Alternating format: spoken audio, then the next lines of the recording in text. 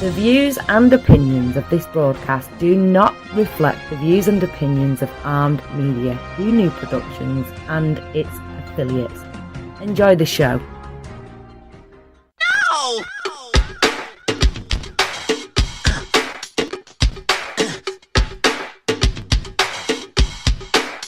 I'm going down to Alphabet Street. I'm gonna crown this girl that I meet. I'm gonna talk so. Good evening, everybody. It is again Tuesday night, 10 o'clock Eastern, 9 Central, 7 Pacific. Don't forget those mountain timers too.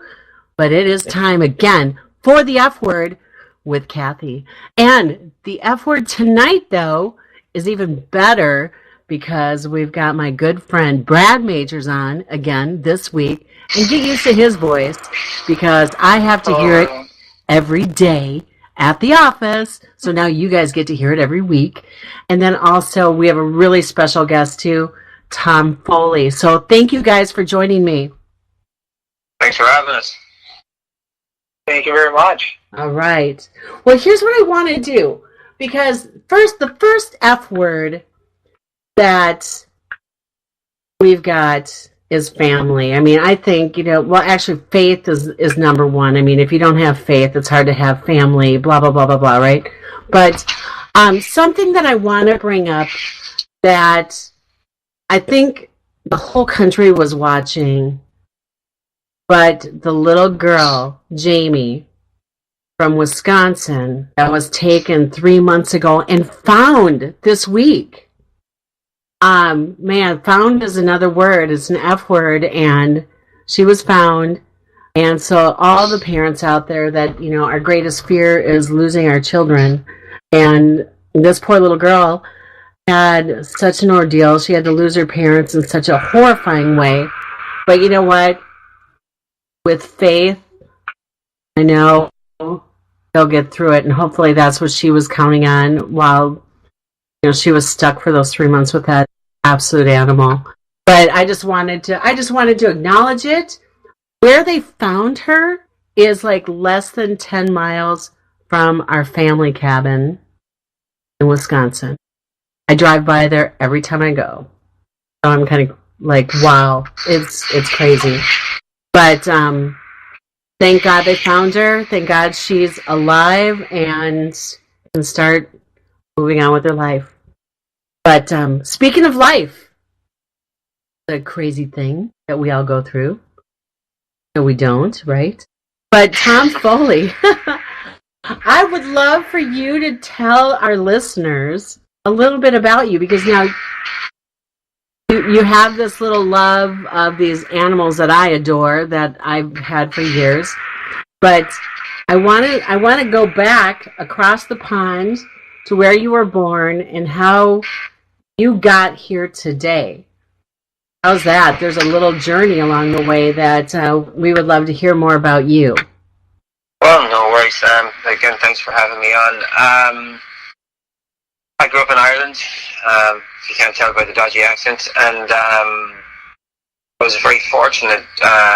It's funny how life takes shape. I started school a little bit younger than maybe everybody else that I was in my class, so I was about 14. They thought I wasn't applied enough to go forward to go to college, and that maybe I should look in a different direction, like a trade school or this type, this and the other. And I didn't see myself as a plumber or a carpenter at that time, and basically ran away from home to learn how to ride horses and become a jockey. So, okay. What made you decide to do that? I love that. So at 14, is that the first time you started riding? I was 14, yeah, but I'd messed around a little bit on ponies a couple of years before that, trying to impress the girls as young men do. And I love it.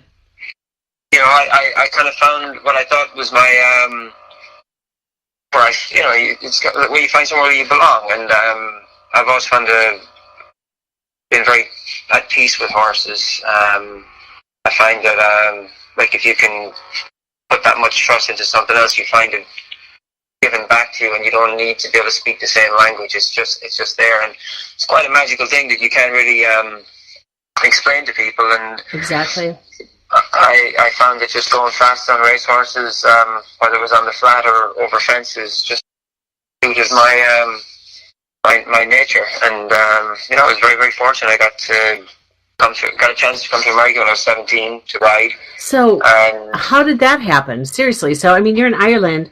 I mean, I ride horses. I mean, I had horses for 29 years.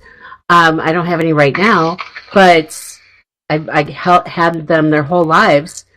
But I mean, how do you find out? I mean, is it because you were already racing over in Ireland? No, I just started. I was actually riding pony. I was riding pony racing, which is kind of like bush racing in America. Okay. But it was funny. It was way back before technology was really a big thing, and I'd gotten my first cell phone, and I wanted to see if it would call America. So I was just messing around it was like a Saturday morning, and there was an ad in one of the racing papers looking for a kid to come out and an opportunity to ride races. So I called the number, talked to the man, and he said somebody else had already applied and was coming out, but he'd keep my number. And about 3 months later, he called me on a Friday, and he said, this is in 97, he's like, the other kid didn't work out. If you want to, there'll be a ticket for you at Dublin Airport Monday morning if you can come. Oh my gosh. Why not? So I told my parents I was going for 2 weeks, and 20-something odd years later, I'm still here. So, sometimes you got to roll the dice, I love that. Or bet on the horses, right? Never in my case, but but I encourage other people to do it. Yeah. So seriously, so how did your parents feel about that? I mean, being a parent yourself. I mean, at that age, I grew up in such a different time. I mean, I think that kind of like anything, like things were so much simpler back then. We didn't have as much. We're inundated with so much information right now that we don't know which way is up. That back then it was like, hey, I'm going to take a shot. This is what I want to do with my life.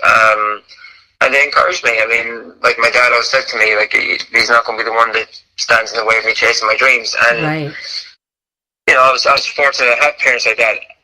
As a parent now myself, it's a much scarier proposition. I mean, it's we just know so much more. Almost like what you led into with that story. I mean, it's just horrifying things are not that far away. And as you travel the country, you see all kinds of things that open your eyes, or maybe make you wish they were closed, because you just see an awful lot of good and bad, and it's a tough prospect. So I don't know if I would be as well as my parents. I mean, in that sense, because and also I understand the job I was in and the difficulties. But when you're a young kid and you're dreaming and get an opportunity, I mean, you can't say no either. And I was fortunate my parents gave me the shot.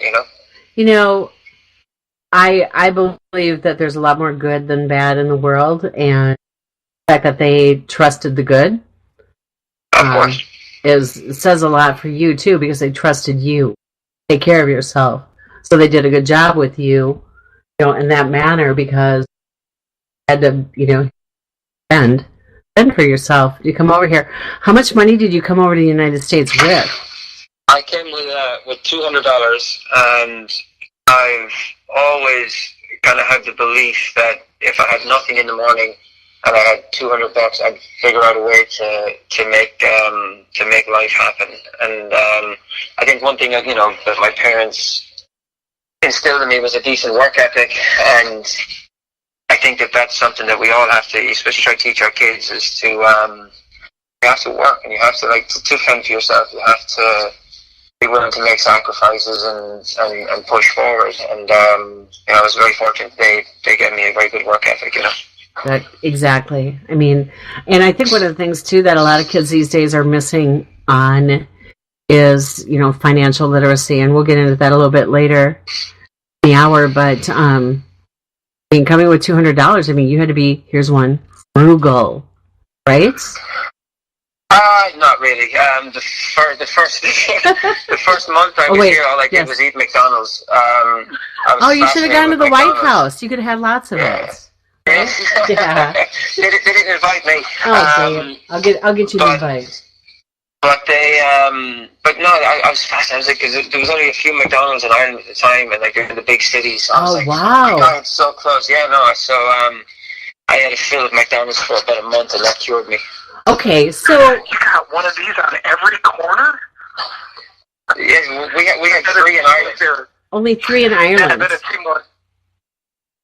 it seemed like they're all over here.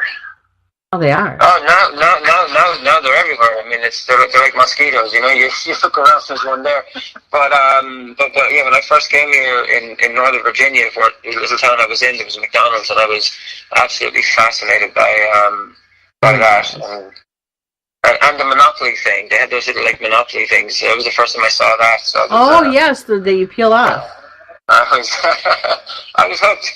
Oh my gosh, yeah, because you could get a free pop, soda, whatever you call it. What do you call it? Do you call it pop or soda? Probably soda. I mean, really, I guess it depends what part of the country you're in, though. Right? Exactly, right? It's called a pop. You're out somewhere else, they call it, you know. Exactly. I'm not a soda drinker, thank God, you know. So, but you get those little. I remember those because you get the little. Yeah, you get a free drink or a free refill or something like that. Exactly, a free Big Mac. That's crazy. I have plenty of those. That's crazy. Okay, but now let's talk about that. Okay, so let's talk about food for a second, because Tom, you're riding the horses and eating a lot of food. I mean, so when you came over here, were you jockeying right away? What were you doing? Yep, so the first week I got here, I rode my very first race in America, and I primarily started out as a steeplechase jockey, so the weights are a little bit heavier.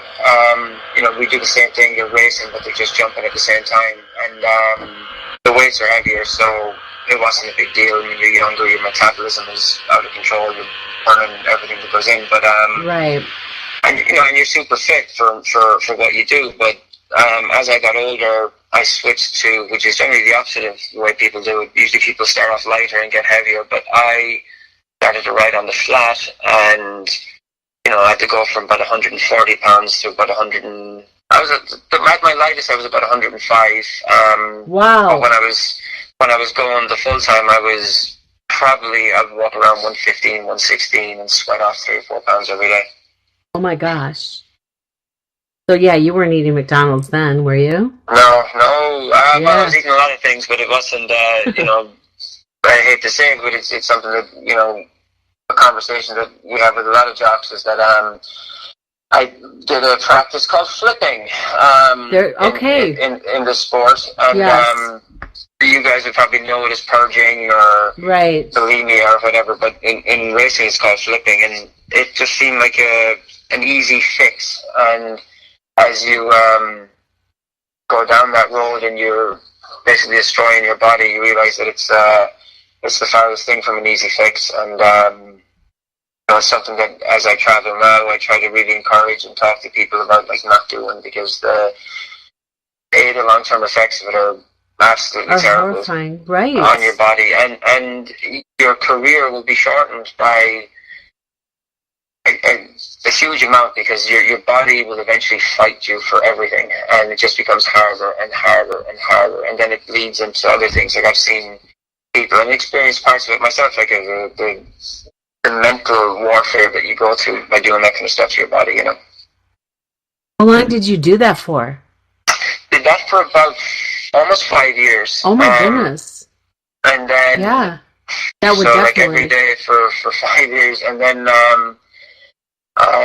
it took me about, I would say, a year after I stopped riding races to fully stop. Like anything, I mean, it's you know something's bad for you, but you have to kind of wean yourself off it in a way, and right. you know, it's very hard. I mean, it's very, very mentally exhausting, and it's an addiction. You know, so it took me about a year after I stopped riding to fully feel like I was normal again, or close to normal. You go through the psychological stuff that a regular, like a bulimic, would go through about self-esteem and how you view yourself, or was it more just about the race? No, it was strictly for the riding, and that's a great question, because I've talked to a lot of people about this since, and bullying is a big thing that people talk about now, and rightly so. And I found that I always considered myself a fairly tough person. Like, I was always game and hardy, and I didn't have much fear of anything. I was always probably the bigger idiot of all the idiots. I put me on the, I was whatever, I'll do it, And I found that it really tortured me. And between I couldn't sleep, you sleep in pills to kind of control yourself, so that when you're riding, then you're sleeping, and then you're trying not to. But I can very, very easily see somebody that is having self-esteem issues or is suffering bullying pushed into an absolutely unwinnable situation where they will absolutely lose control of themselves and their body. And it was a frightening place for me to be in. And looking back at it, you try to black out certain parts of it because you're like, I can't believe I did that, or I can't believe I did those things to myself. But for somebody that is experiencing mental anguish on the inside and being attacked from the outside, that's a horrifying place, and it's something that it's a place that you never want to see anybody in. No. And if you can tell a story that opens people's eyes to what that kind of the effects of these kind of things, then you would hope young people would grab a hold of it and maybe start seeing signs of what their friends are going through. So, Tom, let me ask you this, because it's pretty well accepted in that world, though, isn't it? I mean, did somebody originally tell you, "Hey, do this"? Yep, I had a friend, a guy that I'm, a senior jockey at the time, a flat jockey. He was like, "Oh, you can try this, and this is how you do it." And I did it, and it worked. And I was like, "Oh, I can do this." Yeah. The Jockeys Guild, who I do a little bit of work with as well, have worked very, very hard with trying to get the scale of weights raised, because the scale of weights haven't gone up, and as everybody knows, people are just bigger. Whether it's what's put in our food or whatever it is, people are just bigger than they were 150 years ago. Oh, right. But the scale of weights for horses hasn't gone up at a lot of tracks. And the Jockeys Guild are an organisation that, they go out of their way to try to protect and fight for jockeys' rights. And, they're trying to get the weights to a acceptable level for 2019, where, realistic. Grown adults don't have to be walking around being 112 or 114 pounds. Maybe they can be 120 and be healthy and not dehydrated and riding in 100-degree heat. Oh my gosh. And then suffer kidney problems and all the other things that come with, excess dehydration for years, Well, and I can only imagine too, because then you're on these horses. They're huge, and you're going so fast. And if you get dizzy, you could just easily fall off, pass out. I've seen it happen. I've never had it happen myself, because I always found even if I'd broken something or I was in a lot of pain, I was always at home on a horse. So I never felt weak, but I remember a million times standing up to change, or just maybe sometimes standing up too quick, and I'd get dizzy and have to sit back down really quick, your eyes would just go black. Right. Never happened to me on a horse, but I have seen instances where it has happened to others. Okay, well that is so interesting. There could be so many goes on that. And so many I had a girlfriend that suffered that I grew up with. She had to go to treatments. I'm not gonna lie, it was something my friends and I did in high school. Oh well, we shouldn't have eaten that Burger King, right? And we just did, but none of us really. Yeah, and unfortunately, some of the girls stuck with it. It was just one of those, hey, and it was, try this. Hey, okay. But, it's society, it's the sport. But, let's go back. So, with your racing, when did you win your first race? When did you hit the finish line first? I had won some point-to-points, which are, amateur races or training races, and then I won my first race on a horse called Apache Twist for a guy called Bruce Miller, who is, in my mind, one of the best horsemen in the country still, and a fantastic human being. Where's he out of? He lives in Pennsylvania, and he's one of the few American trainers to have won races on steeplechase races in the US and in England at one of the biggest festivals there. And I rode my first winner for him on a horse he thought was a bit of a rogue, and Bruce just gave me an opportunity to kind of play on a bigger league, and I'm always grateful for that, because it's things like I'll never forget it. We were riding 2 horses on the roads, and he told me, he's like, if you win on this horse, I'll give you my percentage of the prize money, because he didn't think the horse could win. And oh wow! Not that the horse didn't have talent, he just always seemed to find a way to finish second. Yeah. And I'll never forget it. I won on the horse, and then the following week, Bruce gave me, "Oh, you may as well get it now than wait for your checks." And that was the most amount of money I'd ever had in my life, like $1,200 or something. It was the most amount of money I'd ever had at one time to that point, and I was like, "Oh, this is why I got into this." Right. It's crazy when you realize you can make money doing the things you like. Exactly, and how fast the race is. You made that much. You're like, oh my gosh, okay, if I do this many races, right? Well, the opportunities were different then. With steeplechase racing, there's not as many opportunities. Like maybe between point to points and sanction races, maybe if you rode 150 races a year, that's a lot. Whereas on the flat, you would routinely ride anywhere from 800 to 1,100 races a year. So much different opportunities on the flat, and that's kind of why I switched to flat racing, was for more opportunities to ride outside a young family. What sparked my the transition to flat racing was I'd just gotten divorced with young kids. I need to something that's a little bit more profitable and it's going to be financially better for everybody, and that kind of prompted that. And I'm glad I did it in a lot of ways, because you learn a lot about yourself. And I think it's like anybody that makes mistakes or do things to yourself that are not healthy, like, can take those lessons and hopefully stop somebody else from going down that road, or at least see the signs, and hey, you can pull somebody up on a quiet spot and say, hey, maybe you could try something else, or try a different direction, or don't do these things, and these are. And I'm telling you from experience, not from just because I heard, Right. Not do as I say, not as I do. It's I did. Exactly. So this is why. Well, you know what? I want to hear your family. I mean, you have boys. I have 3 boys. Yep. How old are they now? So the twins will be 15 in April, and then Kieran was 13 in October, and all of them, oddly enough, are taller than me.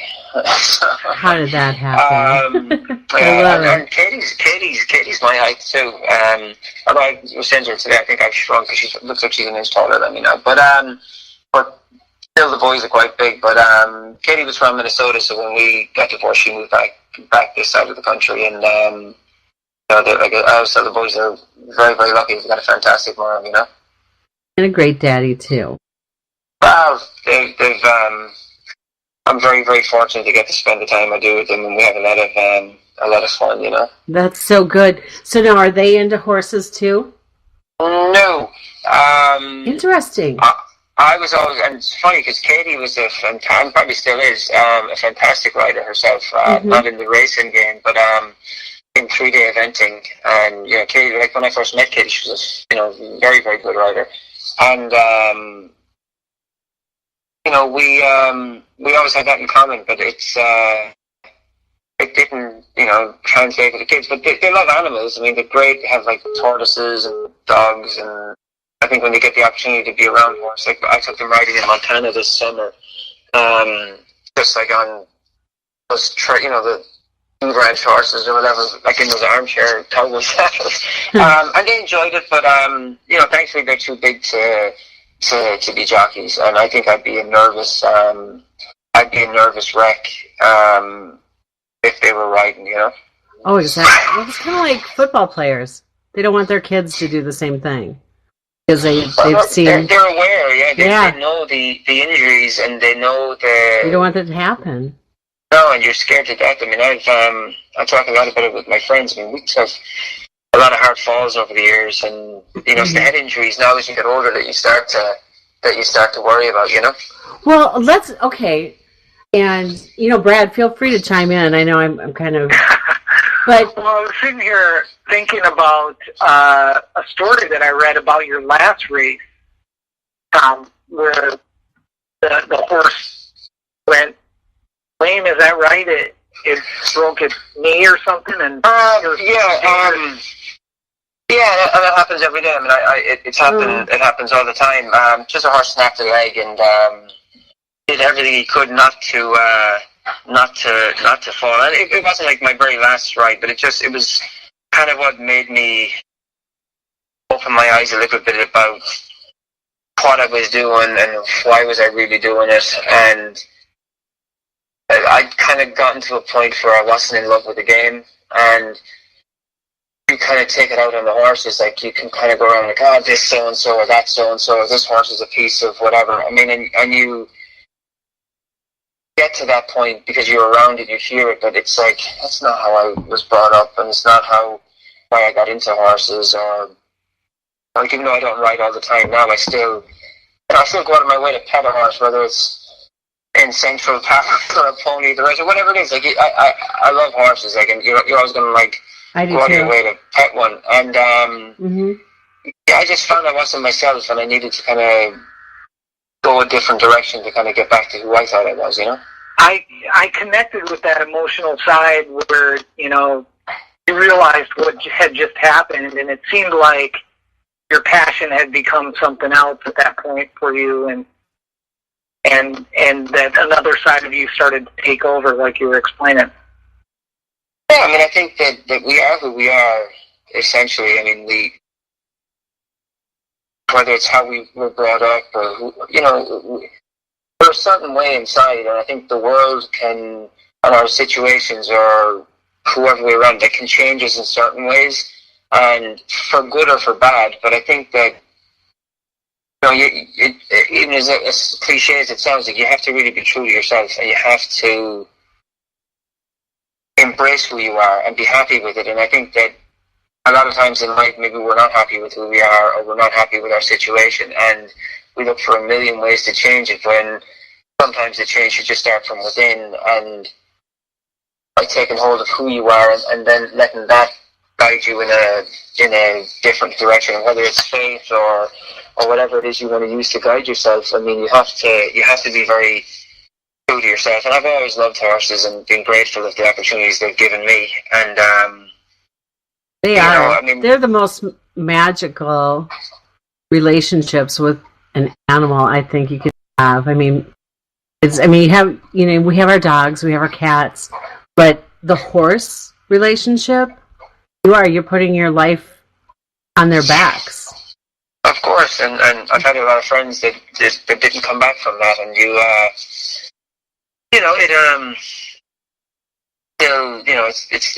the game we chose to play because we love it, and it's a very, very, very, very dangerous sport, but you do it because you love it. I mean, and not you didn't get into it thinking you were going to make millions. You got into it because you just love the speed, adrenaline, the horses, and it's easy to forget that. And I think it's in any sport. Sometimes success, you forget why you actually do it. Right. I was going to bring that up. I'm glad you brought up the speed and the adrenaline, because you guys, I have only been on the dude horse nag, the really wide ones. They're almost as wide as they are long horses. The ones where your feet driving around? Yeah. Yeah, they're really great, though. They listen. They're like, stop, and they stop, or go sideways, and they'll go sideways. But you guys have probably both been just top-notch speed. I've never been that fast on a horse. Like, I was on one once that started to gallop, and I just about shit myself. I thought, this is it. I'm going down. And it was probably, just trotting, but it felt like 100 miles an hour to me. I couldn't imagine breakneck speed like you guys have experienced. Well, when you're used to it, it's something that you don't even think about. And like we're trained like to know exactly how fast we're going. Like they can say go a half a mile in 47 seconds or 48 seconds or 49, and we'll be able to like go and bang it out like right on the nose. You know what's under the hood and what you're doing, but there's nothing. There's not a better feeling in life than like flying on a horse and being the first past the finish. There's nothing. I mean, it is an adrenaline rush and it's a drug, and it's one of the best feelings in sports. I mean, at any level. I mean, I don't care if you're winning the smallest race or one of the really big ones. I mean, it's winning anything is and putting your life on the line and risking what you risk, regardless of the monetary benefit of it. It's just something that you can't explain to everybody, but it's an unbelievable feeling, Well, it's freedom. You feel more free. I mean, so I had my horse Silver. She was an Egyptian Arabian, and I had her out on a farm with 130 acres, and I would be able to just go out there and I could get a ride in an hour. I just, call for her. She'd come running in. I'd throw the saddle on her and go. And there were certain areas on our little trail that we'd go on that she knew that I didn't even have to do anything. That was, this is where we'd go. But what was so awesome was I realized we'd be going so fast that I'd be holding my breath. And I wouldn't realize, I'd be like, okay, breathe again. Because it was just like, and I didn't even realize. So you guys have to actually, with all the training that you do, because that's all you're doing, you have to have your breathing in check, right? I mean, yeah, you have to be, relaxed yourself, but also sharp enough to be, every little move that's going on around you, and also you can't be tense, because if you're tense, right, taken away from what's under the hood. I mean, it's like driving down the car, or driving your car down the road. I mean, you can go as fast as you want at one point, but you're going 100 miles an hour or a 100-mile race. Like, you have to have enough gas for the finish, so you have to know what's under the hood at all times and try and conserve and know when to move, know when to not. Like, I mean, it's a mental ballet as much as anything.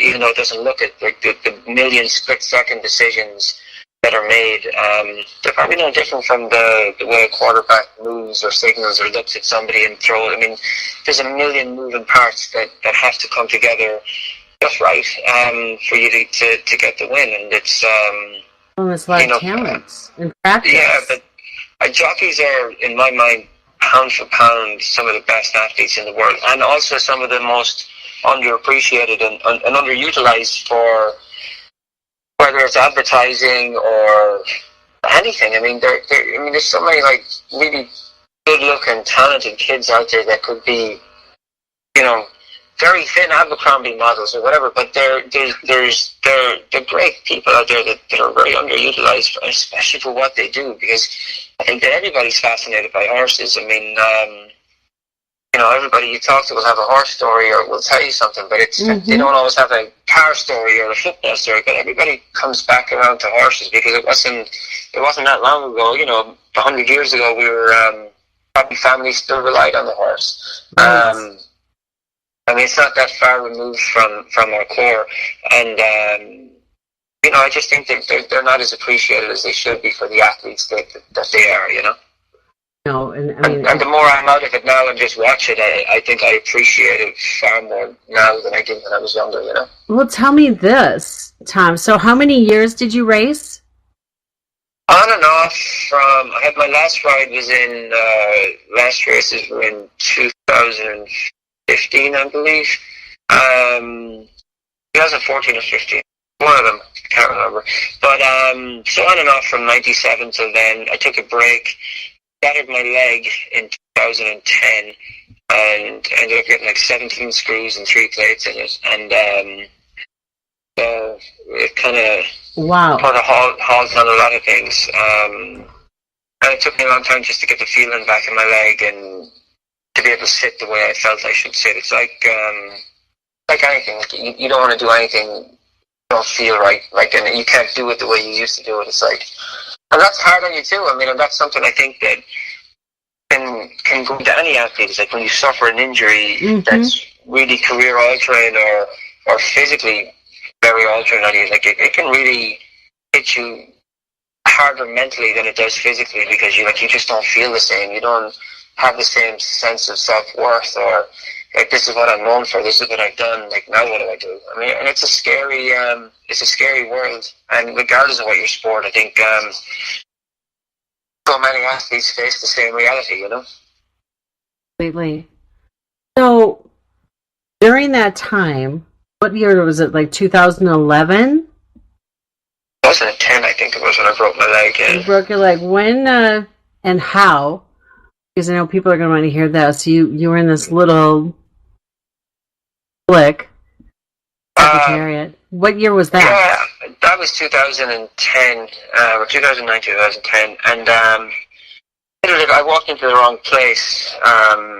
They were casting for speaking roles, and I was meant to go for where the extras were meant to go for the writing scenes. I love it.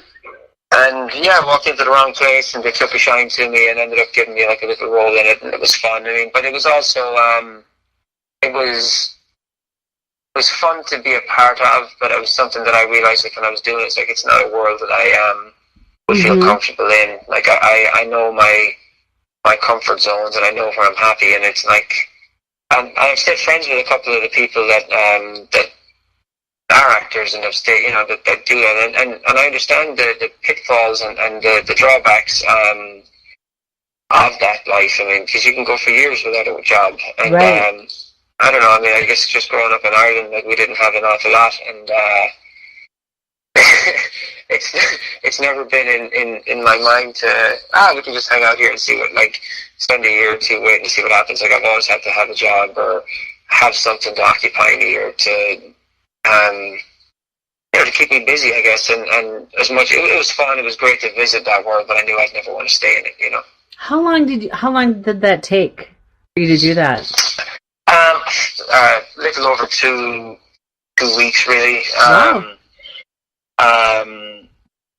So it was great. I mean, it was fun. I mean, I got to, my very first scene was with John Malkovich, which was kind of a cool thing, and got to eat lunch with him and chat with him a little bit, and I enjoyed it. It was great, and great story, and I was happy to leave it at just like, it's a good story. I can move on and turn the page, rather than, I could make this a lifetime of stories, when it's not my thing, Well, I mean, if that's something that you did want to pursue, I mean, you saw kind of like the top of it quickly. I mean, then yeah, the pitfalls are exactly what you said. So Brad watched it. I'm still waiting for my Oscar, right? I mean, I felt like I got snubbed. I felt like you deserved it. That was a good film. I connected with it, to be honest, more than I thought I would. I am very much an animal lover. So the thought of horses, not being taken care of, like, that family obviously loved that animal deeper than just an investment. But looking at animals like that as an investment is a weird thing for me. That I've never been in that world. I've always, animals have always just been pets, or They're part of the family, something. right? They're part of the family. So, Exactly. So that was a glimpse into a world that I guess it didn't even occur to me. And we used to go to the local track here all the time, because it was very entertainment for us. We didn't have a lot of money, and my daughter was young, and she could run around there and look at the horses, and I just never even thought about the business side of it, and how much goes into that production and those animals and how they're viewed. It's a huge business. It's a multi-billion-dollar business, So let's talk about that side of it now, because now we got about 15 minutes, and so I want to get into the financial part of it, because how many races did you win? Couple of hundred over here, and then I was fortunate to win a lot of Grade 1 races over fences, which are which are kind of like the better like the top level Grade 1 races. And then I rode in Japan. I won a $1 million race there, and got to ride in the World what? Bridges. Wow. Back it was 2000 and 2003. Got to ride in New Zealand, which was not they didn't have as much money, but I just loved the culture and the people and the racing and how connected they were with the horse.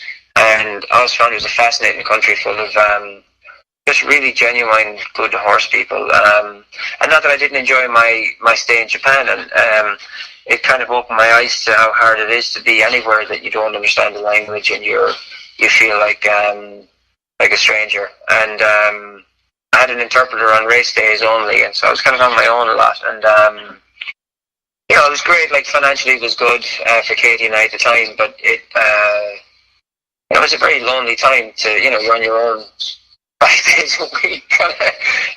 It's just not my thing. I'm a sociable or probably overly talkative, and so it didn't suit my yappy nature, Trust me. When you're in it, when you're in that environment and you're competing at a high level, do they just treat you like royalty, and it's like they're throwing money at you, and life is like unbelievable? Yes and no, but I think it's something that every athlete then finds is that when your usefulness is up, it's on to the next. And we live in a world of what have you done for me lately, and it doesn't matter whether it's racing or it's any sport. I mean, that's what we're in, and fickle.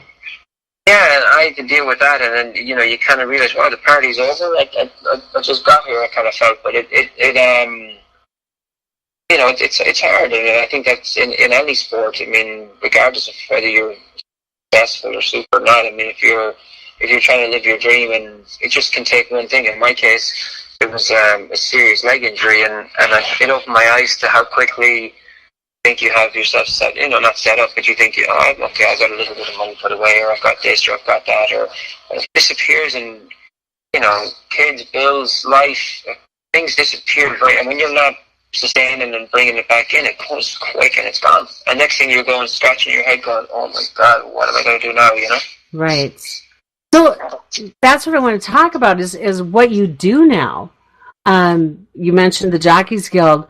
Can you tell everybody, what it is that you're doing out there? I mean, you're traveling all the time, talking. I get to travel the whole country, and I'm fortunate. I was very, very, very fortunate. It's kind of a roundabout story, but when I was 17, I got in a very bad fall and crushed my sternum. My heart stopped. Oh. I was in a coma for 7 or 8 days. I was asleep, so I'm not sure how long it was, but long story short, I got to meet through that fall the guy that won the race. Was a guy called Greg Ryan, and after I kind of took a shine to me. Thought it was, I was a good. He thought I was funny, but I thought I was a good rider, but I was funny, and we kind of got to be friends. And he was like best man at my wedding. And years later, like I didn't even know what Greg did. I knew he was an amateur jockey and just rode for fun, and in the insurance business had large company in New York that do, bank insurance. And he said, why don't you come work for me? And during the year I was up there basically like working in the office, we came across these athletic policies.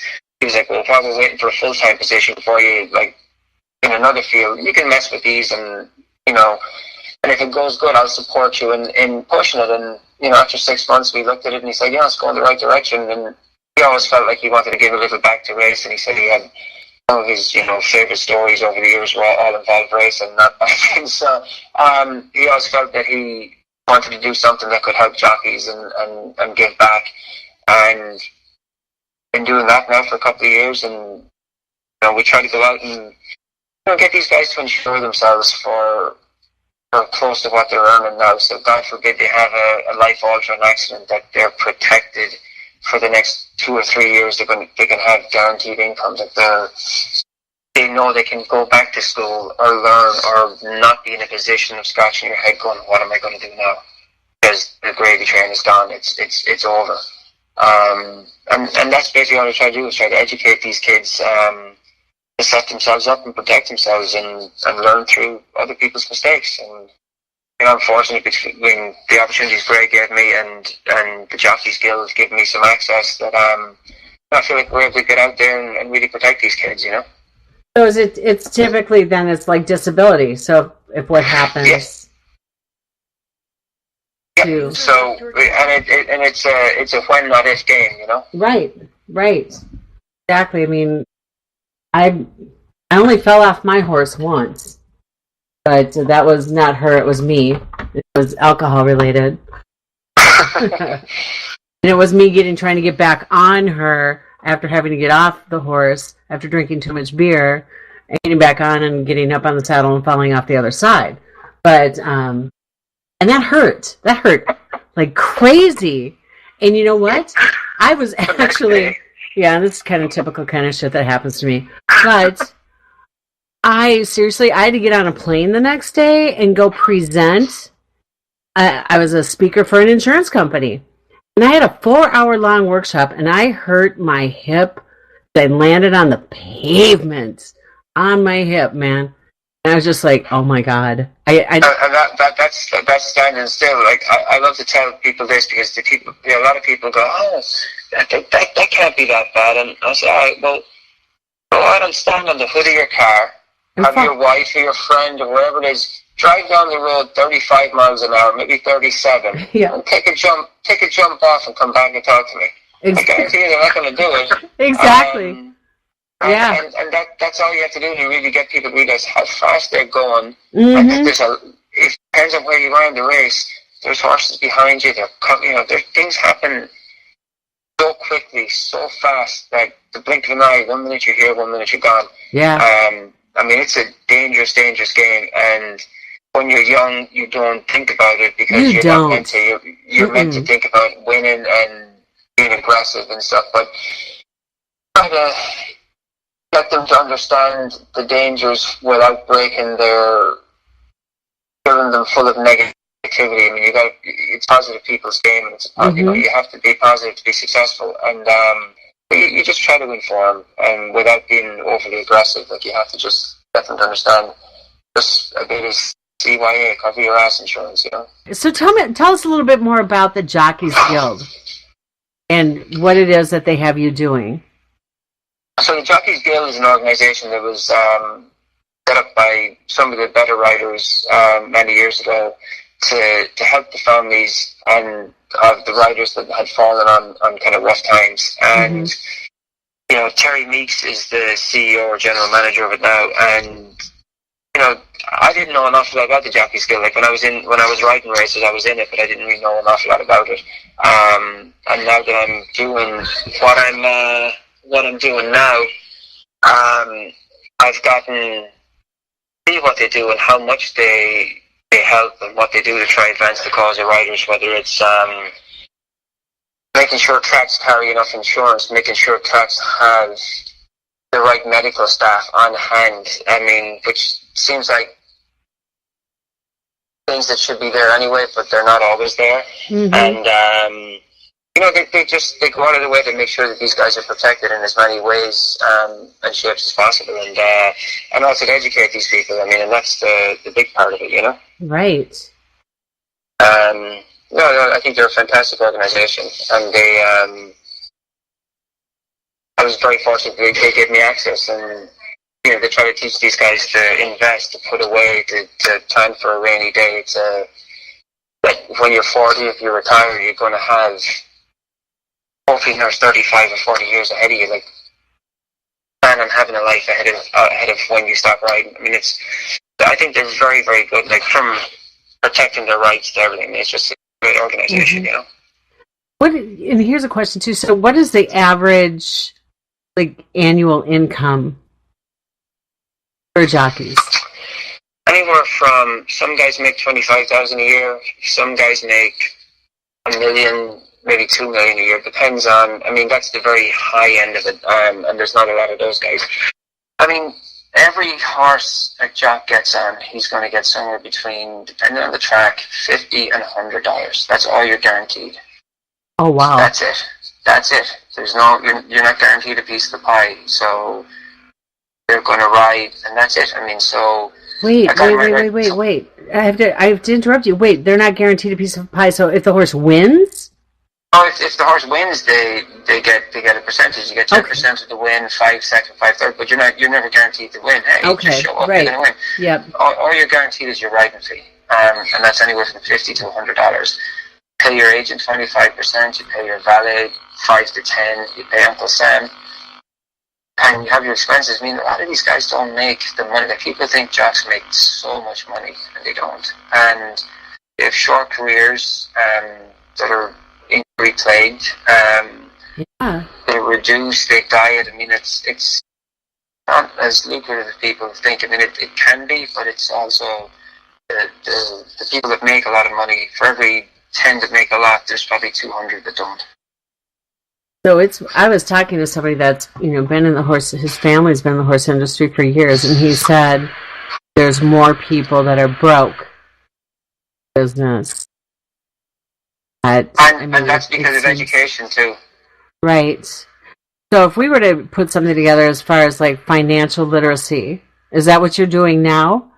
Or we try to just educate these guys to just cover themselves. I didn't know anything about it. I left myself unprotected and shattered my leg, and I went almost a year without having any income, which it's impossible to.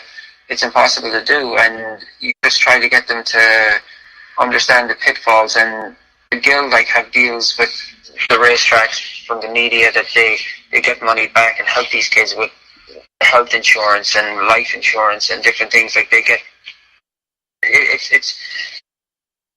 the things I'm learning about what they do now. I wish I knew more about it years ago. But so I just try to make sure that the younger guys now know what the people have gone before them, what they've put into this to try to give them the opportunities and give them the education that they have now, And I think that's, and that's outside of the sport too, because our kids nowadays are, walking into the world without the knowledge either. And and then also, with football, basketball too, but you and I had talked about getting some of the NFL players and help you talk. And I think that would, it's just different messages, but it's all the same. Different sports, but I agree. paying attention. They've been in the same trenches with the head injuries. And another thing with the guild, they're doing a lot right now with concussion protocol and trying to recognize early symptoms and stop guys from riding, because obviously then they're a danger to everybody else that's around them. So, it's protocols like that, but all those sports, any sport that involves extreme physical contact, those guys are, they're all playing with the same fire. And, I think about it myself. I think of all the concussions I've had, and it scares you to go, God, he's had ahead of me. And you want people to be educated about the helmets they wear. Right. I'm sure with the NFL it's the same thing. You're looking at what can we use that are going to reduce the risks of concussions and the symptoms that they deal with, and what comes after. Okay, so now I have to ask. When guys, go ahead. Sorry. When guys get out of this, the average jockey gets out of racing. Their time is done on the horse. Where do those guys end up? Do they stay in the business, or do they go off and start their own businesses? Some do and some don't. I've seen guys that were making a fortune years ago and now don't have anything. And sometimes horses are all they know. I think the guild are trying to, hopefully in the next few years, bring in re-education or training schools for guys that have had so many career rides that they can go in and try to get a job that gets them healthcare, or gets them a 401k, or gets them something, because most jobs tracks don't provide health insurance. A lot of guys have to go out and purchase their own. There's not a lot of the frills and perks that people think that they have. Well, okay, so, with Hall of Fame Financial, which I definitely want to bring you in to when we meet some more this week, but, the goal of Hall of Fame Financial is to provide the education, like what you're talking about, and then also additional income opportunities as well as second career options. So maybe, Fantastic. so, I've got some things that, we can definitely talk about and put something together for you to bring to the guild, perhaps, and help you. I mean, because definitely, that's our focus, is really, following your passion, being able to live out what you love doing, and retire without outliving your income. And I think everything that you've done, Tom, is so inspirational. Where you started to where you are now, but you and your boys are going to have a wonderful week. And well, I'm looking forward to I wish the weather was a little better, but other than that, well, you know what we're going to do? We're going to have a good time. Okay, so how long are you going to be there? I'm here until Sunday, then I'll be in Kentucky Monday, and then Maryland on Tuesday. Okay, so we got to go see the ice castles. It's by my house. Get your boys and come on out. If they're heated, I'm all over. Well, I don't. They're ice, so I kind of think not. But no, anyway, I know. Thank you so much. We've got to wrap it up, but making it to the finish line, you guys, that's what the goal is for all of us. And you want to be able to make it to the fishing?